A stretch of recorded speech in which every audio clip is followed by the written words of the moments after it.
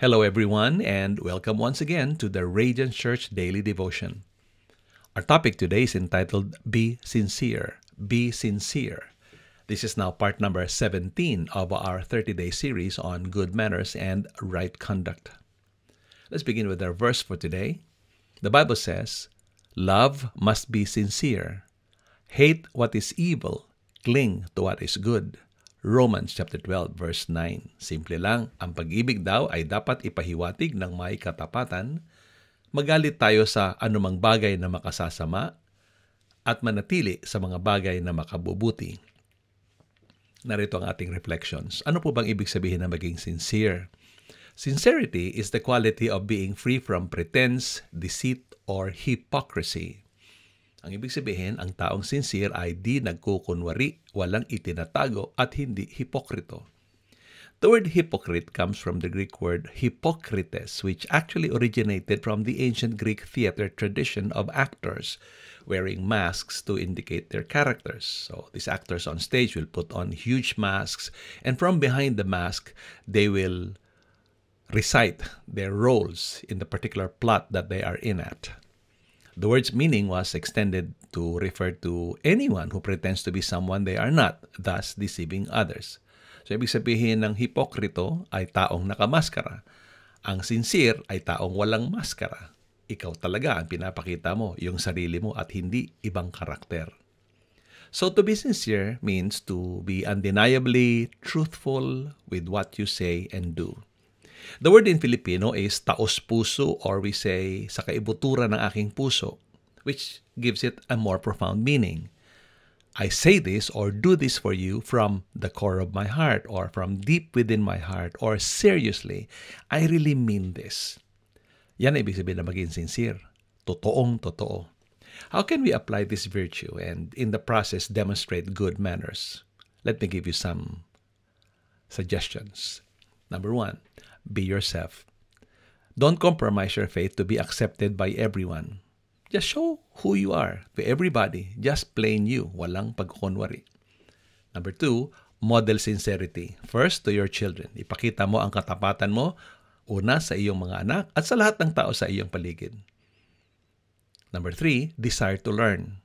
Demonstrate your willingness to be corrected. Instead of insisting that you're always right, just say, I really don't understand this. Please tell me why or tell me how. Mas magandang kung gano'n, di ba?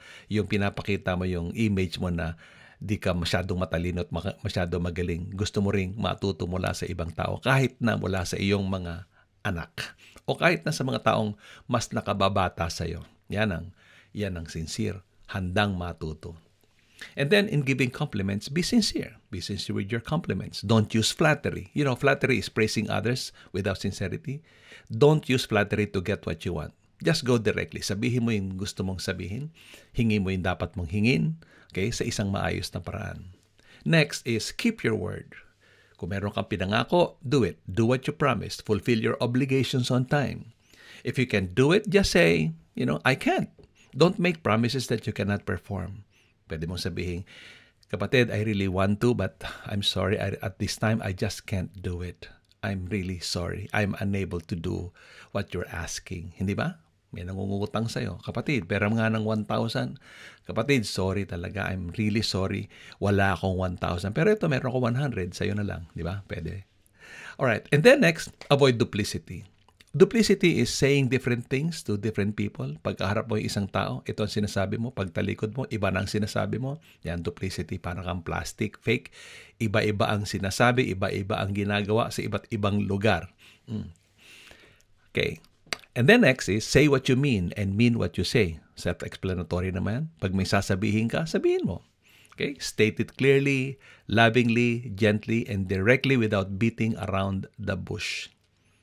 In correcting others, say, well, I really don't mean to hurt your feelings in any way, but may I please suggest, yan, medyo mahirap, di ba? Kapag nakakita ka ng taong gusto mong i-correct, may naaamoy kang hindi maganda sa katawan ng tao. Gusto mong sabihin may putok ka, pero hindi mo madirekta. You can try this, di ba? I don't really mean to hurt your feelings, but may I please suggest. Ayan, okay? And then, Kung ikaw naman ay nagkamali, when you admit your mistake, say, I'm terribly sorry. I really didn't mean it. Please forgive me. Ayan ang sincere. And then, when you have caused offense or harm toward others, quickly apologize and show that you mean it. I'm really terribly sorry po. Hindi ko na po uulitin. Ganyan. Now, remember that your tone of voice and your body gestures will be the most important way to convey your genuine sincerity. So, hindi lang ito salita. Kinakailangan ipakita natin sa tono ng ating pananalita at yung gestures ng ating katawan para maipahiwatig natin ang tunay na sinseridad. At po natin ang sinabi ni Apostol Pedro, love each other deeply or sincerely with all your heart. 1 Peter 1:22. So, yun lamang po ang ating mga paalala ngayong araw. Huwag nating kalimutan na maging sincere sa lahat ng pagkakataon. Ito po ang Radiance Church Daily Devotion. Ako naman po ang inyong kaibigan, Coach Ray Clemente mula dito sa Sydney, Australia. Maligayang araw po sa inyong lahat at pagpalain kayo ng ating Panginoon.